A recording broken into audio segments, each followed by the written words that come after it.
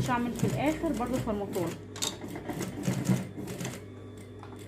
تعالى اوريها لك بقى شكلها يبقى عامله ازاي. كده مش مهم، كده كده هتتشطف في الاخر.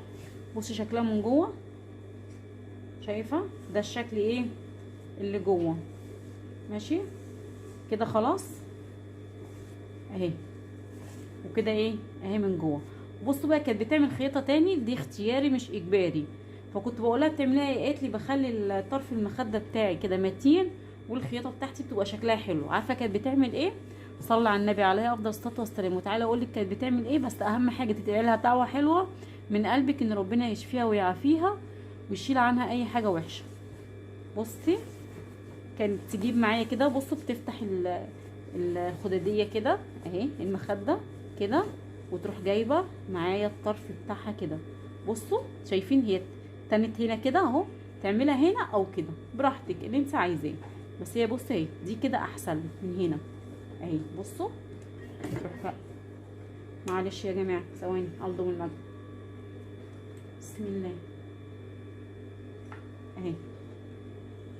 بصوا كده، واعمل الفرموتره بتاعتي برضو بالراحه عشان التخانه دي اهي. بصوا وامشي بقى ايه برضو شيمه كده اهي. بصوا اهو شايفين اهي.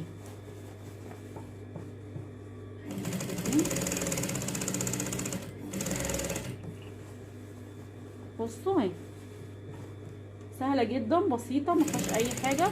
وانتي كده كده هتعملي حاجه لنفسك يبقى لازم تعمليها احسن حاجه. طالما المكنه الاوفر عندك مش متوفره، فالطريقه دي هتغنيكي عنك ان انت تروحي تدوري على حد عندك يعمل اوفر للحاجه بتاعتك، او ممكن يستغلك وياخد منك الطقطقين. لان دلوقتي اكتريه المحلات بقت تحسب الاوفر بالمتر القماش، معرفش ليه كده، ربنا يرحمنا برحمته. بصي اهي بصوا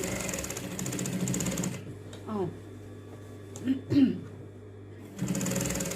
وانا بعمل كده بفتح كده القماش عشان خاطر ايه، لو في اي هوا ولا حاجه من تحت يبقى ايه يطلع وما يعملش معايا كلكعه او يعوعب معايا في القماش. بصي اهي شايفه